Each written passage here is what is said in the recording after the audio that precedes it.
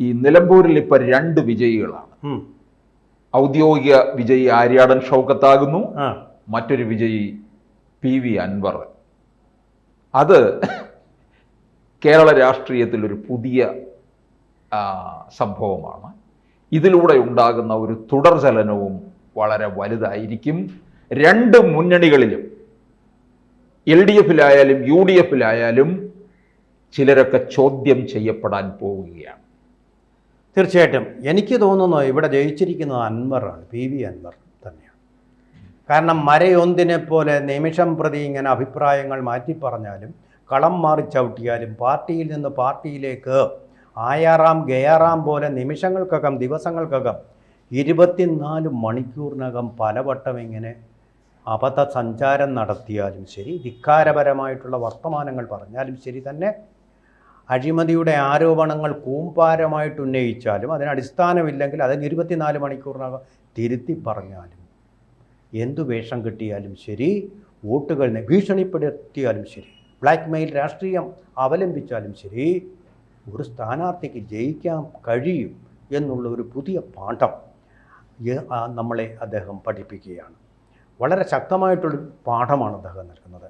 തനിക്ക് രഹസ്യമായിട്ട് തന്നോട് രഹസ്യമായിട്ടൊരു പോലീസുകാരൻ നടത്തിയ അപേക്ഷ സാൻമാർഗികതയുടെയോ അല്ലെങ്കിൽ ധാർമ്മികതയുടെയോ ലവലേശമില്ലാതെ പൊതുജനങ്ങളുടെ മുമ്പിൽ പരസ്യമായിട്ട് വാർത്തയായിട്ട് അവതരിപ്പിച്ചുകൊണ്ട് ബ്രീച്ച് ഓഫ് ട്രസ്റ്റ് എന്ന് പറയുന്ന വിശ്വാസവഞ്ചന നടത്തിയാലും ജനങ്ങൾക്കൊരു വെറുപ്പും ഉണ്ടാവുകയില്ല എന്നുള്ളൊരു കാര്യമായ പാഠം കൂടി. മണ്ഡലത്തിനു വേണ്ടി ഒന്നും ചെയ്തില്ലെങ്കിൽ ഒരു കുന്തവുമില്ല. നിങ്ങൾ വേണ്ടത് ഒരു വർഗീയ പരിവേഷം നിങ്ങൾക്കുണ്ടായിരിക്കണം. പിന്നെ അതുകൂടാതെ എന്തു ധിക്കാരവും പറയാനുള്ള ഒരു തൻ്റെയിടവും നിങ്ങൾക്കുണ്ടായിരിക്കണം. ഇവിടെ ഇപ്പോൾ സംഭവിച്ചിരിക്കുന്നതിൻ്റെ ഒരു കെമിസ്ട്രി എനിക്ക് തോന്നുന്നത്, മുഖ്യമന്ത്രി പിണറായി വിജയനെതിരെ ഭരണപക്ഷത്ത് എല്ലാവർക്കും അറിയാവുന്നതും അതേസമയം ആരും പറയാത്തതുമായിട്ടുള്ള ചില നഗ്ന സത്യങ്ങൾ അദ്ദേഹം വെളിപ്പെടുത്തി. മര്യാദകളുടെ സീമകൾ ലംഘിച്ചുകൊണ്ട് തന്നെ പറഞ്ഞു. പിണറായി വിജയന് പോലും അതിന് മറുപടി പറയാൻ കഴിഞ്ഞില്ല, പറയില്ല. പിണറായി വിജയൻ അദ്ദേഹത്തെ വിശേഷിപ്പിച്ചത് വഞ്ചകൻ എന്നാണ്. ആ ഒരു വഞ്ചകൻ എന്നാണ് അത് വിശേഷിപ്പിച്ച് അങ്ങ് പിന്മാറുകയായിരുന്നു. അതിൻ്റെ പിന്നിൽ അങ്ങ് ഒളിച്ചിരിക്കുകയായിരുന്നു ചെയ്തത്. അപ്പോൾ പിണറായി വിജയൻ ഉൾപ്പെടെ മന്ത്രിമാരുടെ ഒരു പട വന്നിട്ട് ഈ വഞ്ചകനെ തോൽപ്പിക്കാൻ വേണ്ടിയിട്ടുള്ള തന്ത്രങ്ങളൊക്കെ മെനഞ്ഞിട്ടും 12,000-ത്തിലധികം വോട്ടുകൾ നേടിക്കൊണ്ട് NDA സ്ഥാനാർത്ഥിയെ നിഷ്പ്രഭമാക്കിക്കൊണ്ട് 3-ാം സ്ഥാനത്തേക്ക് കടന്നു കയറി ഒറ്റയ്ക്ക് ഒരു ഇൻഡിപെൻഡൻറ്റിനും ഇങ്ങനെ കാഴ്ചവെക്കാനാവാത്ത അസാധാരണമായിട്ടുള്ള വിജയം. ഇപ്പോൾ വിജയനാഥ് പത്തനംതിട്ട ജില്ലക്കാരനായതുകൊണ്ട് ഒരു പക്ഷേ പറയും KK നായർ പത്തനംതിട്ട ഇങ്ങനെ എത്രയോ തവണ ജയിച്ചിട്ടുണ്ട് എന്നുള്ളത്. അതൊരു വ്യത്യസ്തമായിട്ടുള്ളൊരു പ്രതിഭാസം തന്നെയായിരുന്നു. ലെജൻഡറി ആയിരുന്നു അത്.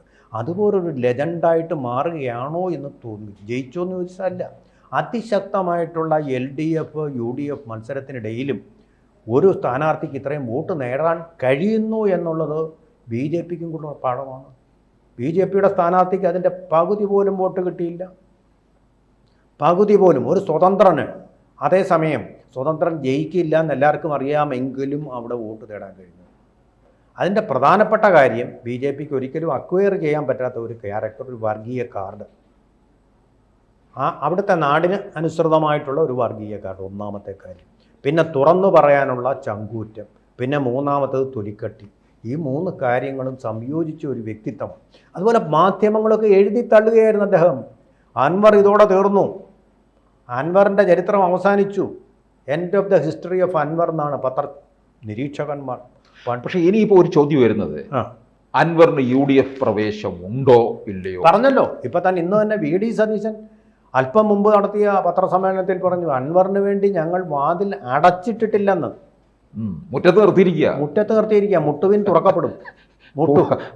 പോർച്ചിൽ വീടുകളിൽ വരുമ്പോഴേ ഈ മുറ്റത്ത് നിർത്തി ചിലരോട് സംസാരിക്കും, ചിലരെ പോർച്ചിൽ കയറ്റിയിരുത്തും, ചിലരെ അകത്തിരുത്തേണ്ടവരുണ്ട്. അപ്പൊ അങ്ങനെ കുറെ നാളായിട്ട് അൻവറെ വെയിലും മഴയും ഒക്കെ കൊള്ളിച്ച് അങ്ങനെ നിർത്തിയിരിക്കുകയാണ് മുറ്റത്ത്. അതാണ് ഇപ്പം ഈ ചിലരെ അകത്തേക്ക് പ്രവേശിപ്പിക്കുന്നത് പോക്കറ്റിന് കനമുണ്ടോ എന്ന് നോക്കിക്കൊണ്ടാണ്. പക്ഷെ എനിക്ക് തോന്നുന്നു അൻവറിനെ UDF എടുക്കുകയാണെങ്കിൽ അൻവറിന് ഇച്ചിരി ബാർഗെയിനിങ് പവർ കൂടും. ബാർഗെയിനിങ് പവർ അൻവറിനുണ്ട്. 12,000 വോട്ട് ഇവിടെ നിന്ന് നേടാമെങ്കിൽ ബാർഗൈനിങ് പവർ ഉണ്ടെന്ന് 2026 തെരഞ്ഞെടുപ്പിൽ അൻവർ നിലമ്പൂർ മണ്ഡലം ചോദിക്കാൻ സാധ്യതയുണ്ട്, കൊടുക്കാൻ സാധ്യതയുണ്ടെന്ന് ഞാൻ പറയുന്നത്. പക്ഷെ ഷൗക്കത്ത് അപ്പോൾ എന്ത് ചെയ്യും? ഷൗക്കത്ത് വിട്ടുകൊടുക്കാൻ തയ്യാറാകത്തില്ല. അല്ല, ഇപ്പോഴും ഷൗക്കത്തുമായിട്ട് പോരായിരുന്നു അൻവർ നടത്തിക്കൊണ്ടിരുന്നത്. ഷൗക്കത്ത് തോൽക്കുമെന്ന് അൻവർ പറയുകയും ചെയ്തതാണ്. അതെ, ഷൗക്കത്ത് തോറ്റില്ലെന്ന് മാത്രമേ ഉള്ളൂ. ഇതൊരു തോൽവിയാണ് UDF-നെ സംബന്ധിച്ചിടത്തോളം. എന്ന് വെച്ചാൽ അവരുടെ രാഷ്ട്രീയ തന്ത്രം തീരുമാനിച്ചത് VD സതീശനാണ്, UDF ചെയർമാൻ. തന്ത്രത്തിൽ വലിയൊരു പാളിച്ച പറ്റി. പണ്ട് കഴിഞ്ഞ ഒരു തെരഞ്ഞെടുപ്പിൽ പിണറായി ഒന്നാം സർക്കാർ വരാൻ കാരണഭൂതൻ പിണറായി അല്ല, മറിച്ച് നമ്മുടെ രമേശാണെന്ന് ഞാൻ പറയും. രമേശ് ചെന്നിത്തല തന്നെയാണെന്ന് ഞാൻ പറയും. എന്താ കാര്യം? അന്ന് ഏതോ ഒരു ജില്ലാ പഞ്ചായത്ത് പ്രസിഡന്റ് സ്ഥാനത്തിൻ്റെ പേരിൽ കേരള കോൺഗ്രസിനെ ഭീഷണിപ്പെടുത്തി. കോട്ടയത്ത് വന്ന് പത്രസമ്മേളനം നടത്തി ഭീഷണിപ്പെടുത്തി. 6 മാസത്തെ ഊഴം വെച്ചുള്ള പരിപാടിയാണല്ലോ, അത് അടുത്ത 6 മാസം കൊടുക്കണം. അതിനു വേണ്ടി നമ്മുടെ നിയമസഭ മുഖ്യമന്ത്രി സ്ഥാനമൊക്കെ നോക്കുമ്പോൾ എത്ര നിസ്സാരമായിട്ടുള്ളൊരു കാര്യമാണത്. അവിടെ വന്ന് പിണങ്ങി. അതോടുകൂടിയാണ് ജോസ് കെ മാണി UDF പാളയം വിട്ട് LDF-ലേക്ക് ചേക്കേറിയത്. തന്ത്രപരമായിട്ടുള്ളൊരു പരാജയം. കെ കരുണാകരൻ എന്ന് പറയുന്ന ലീഡർ ഒരിക്കലും കാണിക്കാത്ത ഒരു മണ്ടത്തരം അവിടെ പറ്റി. ഇതുപോലെ തന്നെ VD സതീശനും ഇത് പറ്റി. അൻവറിനെ അക്കോമഡേറ്റ് ചെയ്യായിരുന്നു. ഇവരെന്തോന്ന് വലിയ മതേതര വർഗീയ രഹിത ഒക്കെ ചമയുന്നതിൽ ഒരു അർത്ഥവും ഇല്ലെന്നേ. ജമാഅത്തെ ഇസ്ലാമിയെ കൂട്ടുപിടിച്ചിരിക്കുന്നവൻ്റെ അത് കഴിഞ്ഞിട്ടേ ഉള്ളൂ ബാക്കി വർഗീയത. മൗദൂദിസത്തിൻ്റെ വ്യക്താക്കളായിട്ടുള്ള മൗദൂദി. എനിക്ക് വേറൊരു സംശയം കൂടെ ഉണ്ടാകുന്നുണ്ട്. ഇവിടെ ഈ മണ്ഡലത്തിൽ ശരിയായ രീതിയിൽ ഷൗക്കത്തിന് വേണ്ടി പ്രവർത്തിച്ചത് മുസ്ലിം ലീഗ് തന്നെയാണ്. ഇത് കോൺഗ്രസും സമ്മതിക്കുന്നുണ്ട്. എന്നുവെച്ചാൽ കോൺഗ്രസ്സുകാർ പ്രവർത്തനം മോശമാണെന്നല്ല പറയുന്നത്, പക്ഷേ ലീഗ് അങ്ങനെ ശക്തമായി പ്രവർത്തിച്ച് ഈ വിജയം നേടിയെടുത്തു. കാരണം ലീഗിന് അധികാരത്തിൽ വരണമെന്ന് താല്പര്യമുണ്ട്. ഇപ്പോൾ മണ്ഡലത്തിൽ നടത്തുന്ന വിജയാഹ്ലാദ പ്രകടനത്തിൽ കൂടുതലായിട്ട് ഉയരുന്നത് ലീഗിന്റെ കൊടി പോലുമാണ്. ഇനി ഒരുപക്ഷെ ലീഗ് കോൺഗ്രസിന്റെ ഈ മണ്ഡലം പിടിച്ചെടുക്കാനും സാധ്യത തള്ളിക്കളയാൻ പറ്റില്ല. ഇപ്പോൾ ഉടനെ ഈ ഒരു തെരഞ്ഞെടുപ്പിൽ ഉണ്ടാവും ലീഗ് കണക്ക് കൂട്ടുന്നുണ്ട്. ലീഗ് ബാർഗെയിൻ ചെയ്യും. രണ്ടുപേരുടെ ബാർഗെയിനിങ് ഇവിടെ നടക്കും. ഇത് ആദ്യം വിജയനാഥ് പറഞ്ഞതായിരിക്കും ഇവിടെ ശരിയാവുക. PV അൻവർ ഇത് ചോദിക്കും, കൊടുത്തേ പറ്റൂ. കാരണം ഇല്ലെങ്കിൽ അദ്ദേഹം വീണ്ടും ഇതുപോലുള്ള സർക്കസ് കാണിക്കും. അടുത്ത പ്രാവശ്യം എന്താ പറ്റാൻ പോകുന്നത് പറയാൻ പറ്റില്ല. അതുപോലെയാണ് അദ്ദേഹത്തിൻ്റെ തന്ത്രം. കാരണം അദ്ദേഹത്തിൻ്റെ രാഷ്ട്രീയത്തിൽ, കേരളത്തിൻ്റെ രാഷ്ട്രീയത്തിൽ ഒരു അസംബന്ധ നാടകമാണത്. വർഗീയത, ജാതീയത, ഇതിൻ്റെയൊക്കെ ഒരു കൂത്തരങ്ങാണ്. ആ രാഷ്ട്രീയത്തിൽ അദ്ദേഹത്തിന് തിളക്കമാർന്ന ഒരു ഭാവി ഉണ്ടെന്ന് കാണിക്കുന്ന ഒരു തെരഞ്ഞെടുപ്പ് കൂടിയാണിത്. CPM-ഉം VD സതീശനും പരമാവധി വിചാരിച്ചിട്ടും ഒരു ചുക്കും ഒരു പോറൽ ഏൽപ്പിക്കാൻ പറ്റിയില്ല. 12,000 വോട്ട് അന്തസ്സായിട്ട്. പുള്ളി പറഞ്ഞത് 70,000 എന്നൊക്കെയാണ്.